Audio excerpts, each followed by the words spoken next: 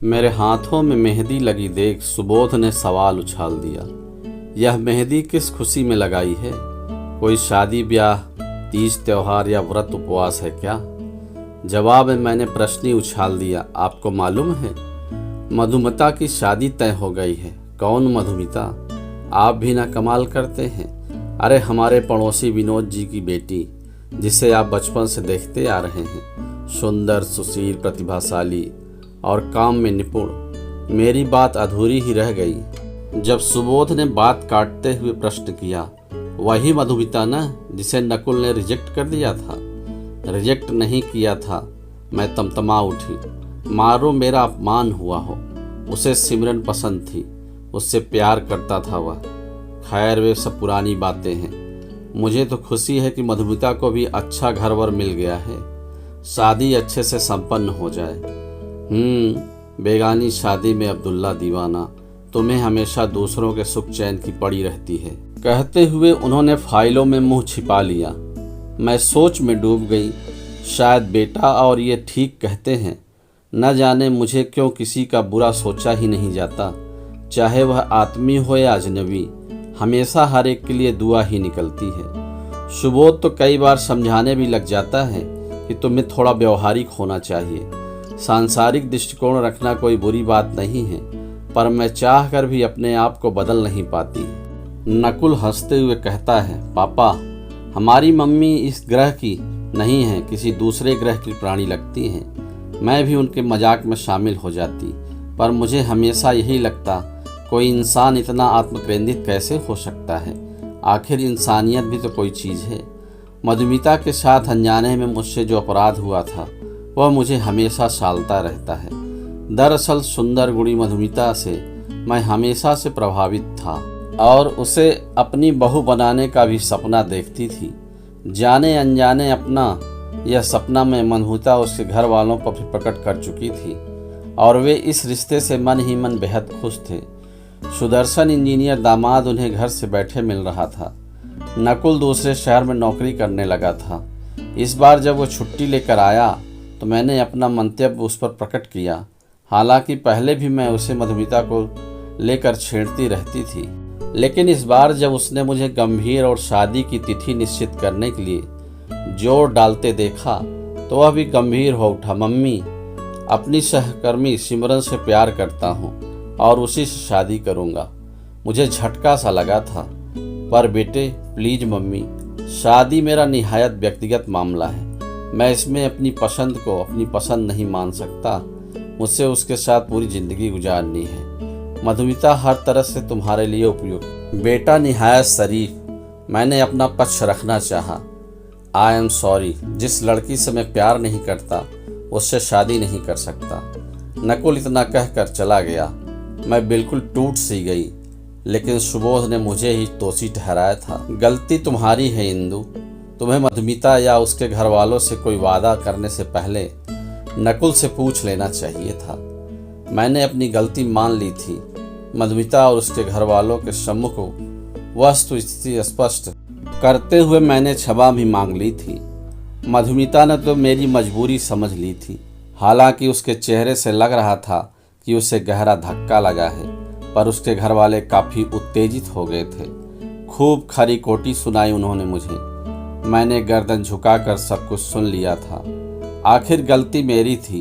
ऊपर से संबंध भले ही फिर से सामान्य हो गए थे, पर कहीं कोई गांठ पड़ गई थी। पहले वाली बेतकल्लुफी और अपनापन कहीं खो सा गया था। नकुल की शादी में वे शामिल नहीं हुए। पूरा परिवार इस शहर से बाहर चला गया। संयोगवश मैं आज तक नहीं जान पाई। स्वभाववश मैंने हमेशा की तरह यही कामना की थी, मधुमिता को जो भी जल्दी ही अच्छा घरवर मिल जाए।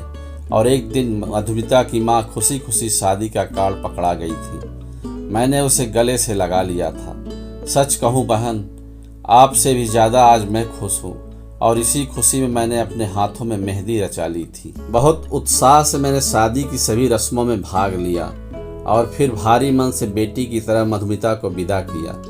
मधुमिता की शादी के बाद नकुल और सिमरन घर आए तो मैंने मधुमिता की विदाई का गम भूल उसे सत्कार में लग गई। सिमरन भी बहुत अच्छी लड़की थी। मुझे उस पर भी बेटी सा स्नेह उमड़ आता था। बाप बेटे हमेशा की तरह मुझसे पर हंसते थे। मम्मी को सब में अच्छाई ही नजर आती है, परायों से भी रिश्ता जोड़ लेती है। तुम तो उनकी इकलौती बहू हो, तुम पर तो जितना प्यार उमड़े कम है। सच, उनके साथ पूरा सप्ताह कैसे गुजर गया पता ही नहीं चला। उनके जाने के बाद एक दिन बाजार में मुझे मधुमिता मिल गई। उसे देखते ही मेरा चेहरा एकदम खिल उठा, लेकिन गौर से उसे देखा तो जी धक से रह गया। सूनी मांग, सूनी कलाइयाँ, सूना माथा और भावना शून्य चेहरा। मुझे चक्कर सा आने लगा। पास के खंभे को पकड़कर अपने को संभाला। कब आई तुम और यह क्या है? वह फपक उठी। देर तक फूट फूट कर रोती रही। सब खत्म हो गया आंटी, एक दुर्घटना में वे चल बसे। ससुराल वालों ने अशुभ कहकर दुर्व्यवहार आरंभ कर दिया। मैं यहाँ आ गई।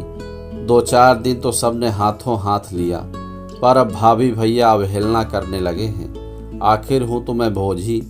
माँ सब कुछ देखती समझती है, पर कुछ कह नहीं पाती। जीवन बोझ लगने लगा है, मरने का मन करता है। पागल हो गई हो? ऐसा कभी सोचना भी मत। चलो मेरे साथ घर चलो। उसका मुंह धुलाकर मैं उसे चाय पिलाई। जब उसका मूड कुछ ठीक हो गया तो मैंने बात आगे बढ़ाई। तुम तो काफ़ी पढ़ी लिखी हो, पति की जगह नौकरी पर क्यों नहीं लग जाती? सोचा था, पता चला उस जगह देवर लगने का प्रयास कर रहे हैं। लेकिन पहला हक तुम्हारा है। यदि तुम आत्मसम्मान की ज़िंदगी जीना चाहती हो, तुम्हें अपने हक के लिए लड़ना होगा। लेकिन मुझे तो कुछ मालूम ही नहीं है। एक आइडिया है। नकुल उसी शहर में है, मैं उससे कहती हूँ, वह तुम्हारी मदद करेगा। नकुल पहले तो एकदम बिदक गया। क्या माँ, आप हर किसी के फटे में टांग डालती रहती हो? पर जवाब में मेरी ओर से कोई आवाज़ सुनाई नहीं दी तो तुरंत मेरी मनोस्थिति ताड़ गया। ठीक है मम्मी, मैं प्रयास करता हूँ। नकुल के प्रयास रंग लाए और मधुमिता को नौकरी मिल गई। वह बेहद खुश थी। उसकी मुस्कान देखकर मुझे लगा कि मेरी गलती का आंशिक पश्चाताप हो गया है। उसके जाने के बाद एक दिन उसकी माँ मिल गई। उन्होंने यह कहते हुए मेरा बड़ा एहसान माना कि मैंने मधुमिता को नई जिंदगी दी है। मैं तो चाहती हूँ कि उसका फिर से घर भी बस जाए। अभी उसकी उम्र ही क्या है। मेरी जवान भली भूत हुई। मधुमिता की माँ ने एक ही दिन बताया कि मधुमिता अपने सहकर्मी से आर्य समाज में शादी कर ली है। उसके भाई भाभी ऊपर से तो रोष जता रहे थे, लेकिन मन ही मन बहुत खुश थे कि चलो बला टली। यह दुनिया ऐसी ही है बहन। आपके बेटे बहू कोई अपवाद नहीं है, लेकिन आप तो अपवाद हैं। अपनों की तो हर कोई सोचता है, लेकिन आप तो परायों के लिए भी। अपना पराया कुछ नहीं होता।